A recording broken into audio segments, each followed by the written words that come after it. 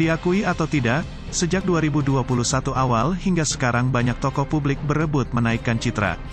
Yang terbanyak adalah tokoh politik. Mereka memanfaatkan segala sumber daya yang dimiliki untuk mengenalkan diri ke masyarakat. Sebab mereka tahu, tahun 2024 Presiden Joko Widodo sudah tidak menjadi kandidat kembali. Naiknya isu Presiden 3 periode sebenarnya justru disuarakan oleh mereka yang berkeinginan Nyapres 2024. Bolak-balik, ya sikap saya nggak berubah. Janganlah membuat kegaduhan baru. Kita saat ini tengah fokus pada penanganan pandemi, dan saya tegaskan, saya tidak ada niat, tidak ada juga berminat menjadi Presiden 3 periode. Konstitusi mengamanahkan 2 periode. Itu yang harus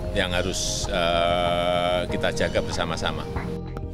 Mengapa? Jika sejak dini didorong Jokowi 3 periode akan mampu memetakan 2 hal. Pertama, respon Jokowi seperti apa, dan kedua untuk melihat masih banyak tidak pendukungnya. Benar saja, Jokowi beberapa kali menyatakan tidak mau melanggar konstitusi. Sedangkan yang kedua, ternyata masih banyak pendukung Jokowi yang menghendaki beliau lanjut lagi. Namun sejak pertengahan tahun 2021, isu itu mereda. Nampaknya respon atas isu Jokowi 3 periode memang menjadi pijakan para politisi mengambil sikap. Mereka berlomba-lomba memasarkan diri, membuka dan menyebarkan identitas mereka. Tentu yang paling mudah dan relatif murah serta jangkauannya banyak ya lewat baliho. Pada proses pemasangan baliho ini, rata-rata yang bermain politisi non-kepala daerah. Sebab mereka memasang baliho bisa seantero Nusantara. Mulai dari Muhaimin Iskandar, PKB, AHY, Demokrat, Airlangga Hartarto, Golkar, hingga Puan Maharani, PDIP. Sementara yang kepala daerah tidak dapat bergerak seperti Ridwan Kamil, Anies Baswedan, Ganjar Pranowo dan lain sebagainya. Namun respon publik atas maraknya baliho, justru berbalik.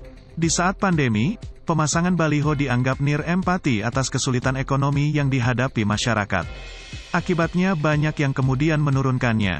Bahkan pada medio Oktober sudah jarang baliho tokoh parpol. Sepertinya hanya baliho Puan Maharani yang masih bertahan. Diakui atau tidak, dibandingkan calon lain, Puan lebih diuntungkan, bernafas, lebih panjang dibandingkan calon presiden lainnya. Mengapa? Mesin partai politik menganut penuh perintah DPP.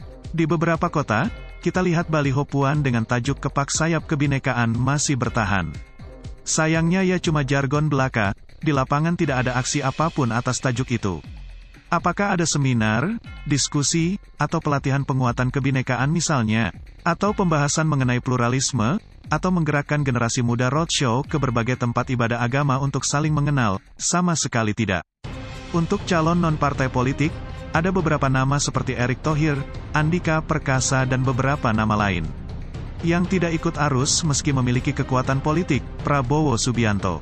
Dia nampaknya nyaman betul menjadi Menteri Pertahanan sehingga hiruk-pikuk politik diabaikan. Hanya para pengurus Gerindra serta pendukungnya yang terus-menerus mendorong supaya Prabowo kembali mencalonkan diri. Awal tahun 2022, rupanya Puan kembali bergerak dengan membagikan beras. Jika pemasangan baliho mengandalkan pengurus di tingkat cabang yakni kabupaten kota, giliran pembagian beras dia minta anggota DPR membagikannya ke daerah pemilihan masing-masing. Wadah atau tempat menaruh beras harus bergambar Puan Maharani. Tiap anggota DPR minimal 2.000 paket.